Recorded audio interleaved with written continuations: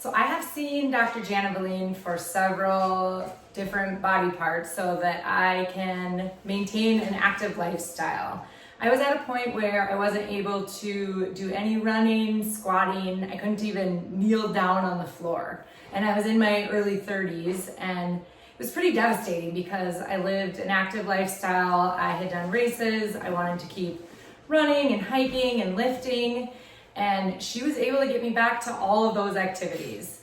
I did a series of PRP treatments in both of my knees, followed up with prolotherapy, some different nerve injections, and her giving me the right exercises and PT program after, to a point where now I am 42 and don't have any pain in my knees. And I live in Alaska and hike up mountains and get to do all the different things.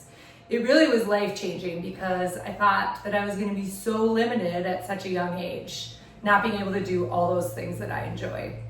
I work as a nurse and I spend a lot of time, keying on a keyboard and doing charting and documentation, and I was having very severe pain in both of my wrists and was diagnosed with carpal tunnel.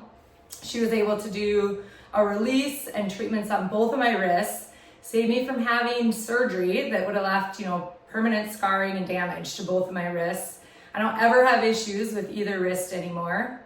And most recently, she has treated me for frozen shoulder, which even as a nurse, I honestly didn't think was as big of a deal as what it is. Now I've been dealing with it for 2.5 years, and I realized that it is something more than just a funny term.